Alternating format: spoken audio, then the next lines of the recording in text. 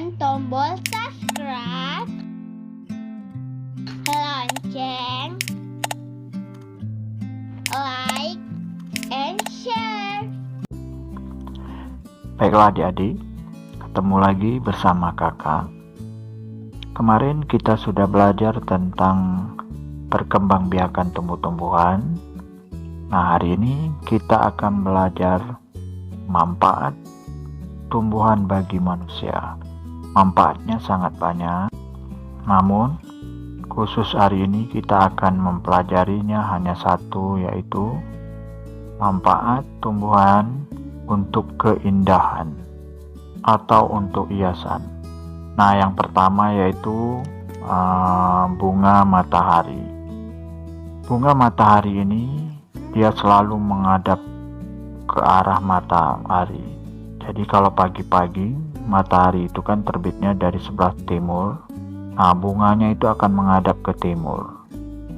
Kalau sore hari matahari hampir terbenam ke arah barat, nah bunganya akan menghadap ke arah barat.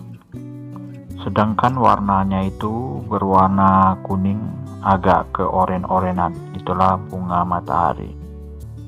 Selanjutnya, bunga hias yang selanjutnya adalah bunga mawar.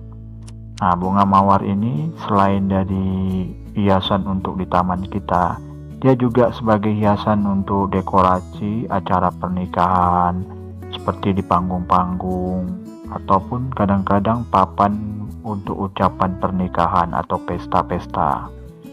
Nah, bunga mawar ini baunya sangat harum. Kemudian warnanya itu biasanya dominan warna merah. Namun ada juga warna lain seperti kuning, putih, kemudian batangnya berduri. Bunga hias selanjutnya yaitu bunga anggrek. Bunga anggrek ini berbunga sangat lama, jadi mungkin bisa bertahun atau berbulan-bulan.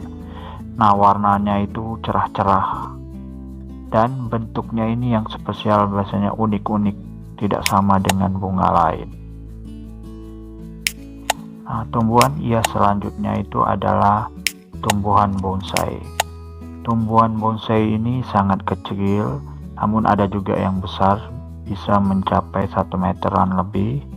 Nah, umurnya ini sangat tua, bisa dia sampai ratusan tahun. Nah, tanaman hias yang selanjutnya adalah tanaman kaktus. Kaktus ini hidupnya di tempat kering. Biasanya dia hidup di gurun pasir. Nah, tumbuhan ini tahan cuaca yang sangat panas. Dan dia membutuhkan sedikit air. Daunnya ini berbentuk duri. Dan batangnya ini banyak menyimpan air. Karena di tempat yang dia tempatin itu kurang airnya.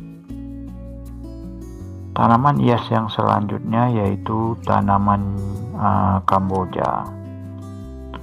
Kamboja ini menyimpan airnya di batang di saat kemarau. Nah, sehingga batangnya itu akan membengkak biar dia bisa menyimpan banyak air.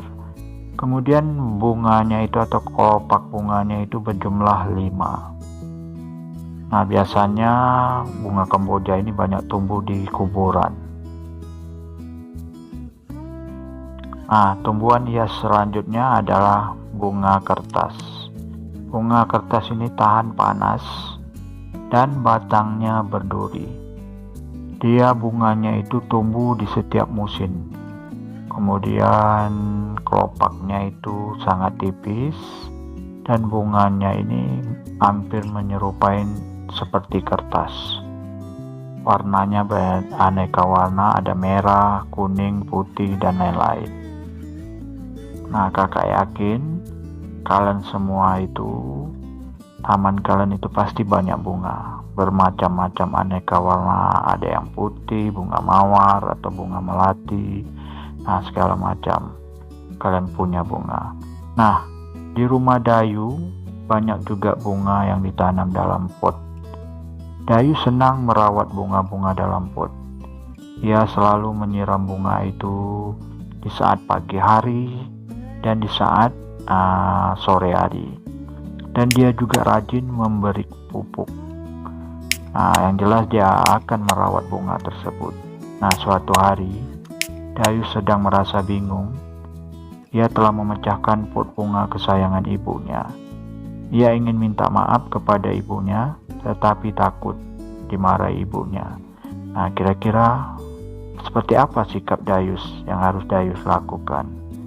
Karena Dayus telah melakukan kesalahan yang sangat besar, yaitu dia merusak pot bunga kesayangan ibunya.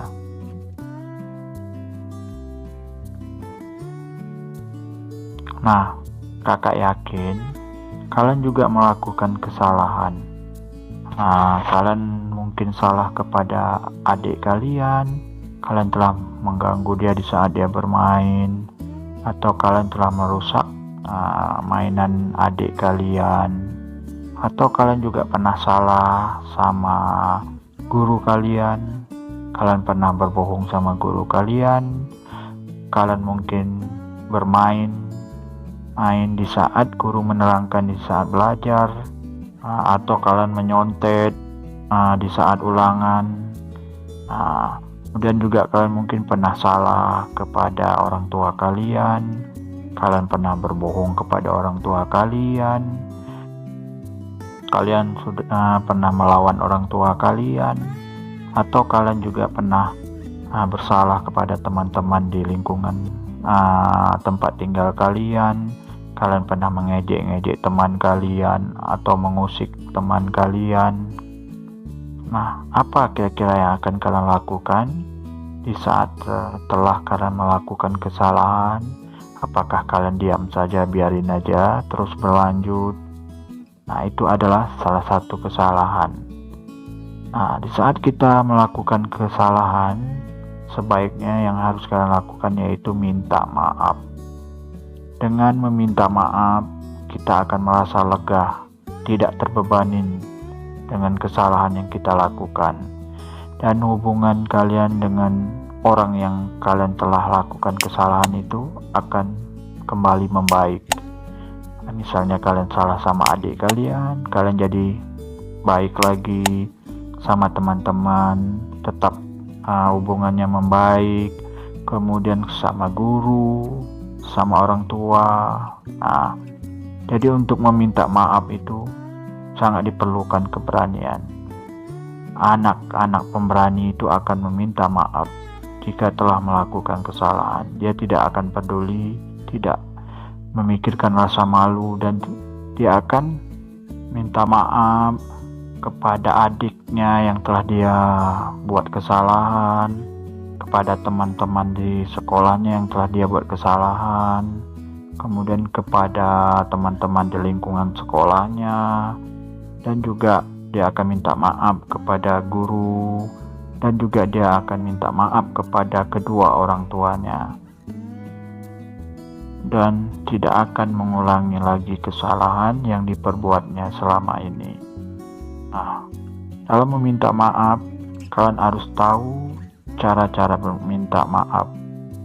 Nah, yang pertama itu cara meminta maaf itu. Nah, yang pertama, dalam meminta maaf, nada bicaranya itu harus lembut dan sopan, tidak suara yang keras. Itu dia cara meminta maaf yang pertama. Yang kedua, mengakui semua kesalahan yang pernah dilakukan. Jujurlah, ceritakanlah apa yang telah kita lakukan kepada yang kita buat salah ini. Kemudian yang ketiga, tunjukkan dengan wajah menyesal. Alangkah baiknya itu dengan menangis kepada orang yang kita buat salah. Nah, yang keempat, bersalaman, berciuman tangan, atau berpelukan. Nah, bersalaman ini cukuplah mungkin sama teman-teman kalian di lingkungan atau di sekolah. Kalau cium tangan itu mungkin kalian harus lakukan bersama guru. Nah, yang ketiga berpelukan. Kalau berpelukan ini cukup sama orang tua kalian atau kakak dan adik kalian yang ada di rumah, atau kepada nenek kalian atau kakek kalian. Nah, yang kelima, Langkahnya yaitu berjanjilah kalian tidak akan mengulangi lagi kesalahan yang pernah kalian buat sebelum-belumnya. Jadi itu yang paling terpenting. Nah, jadi kalau kalian masih mengulangi lagi kesalahan yang sama, percuma, tidak ada guna juga kalian meminta maaf.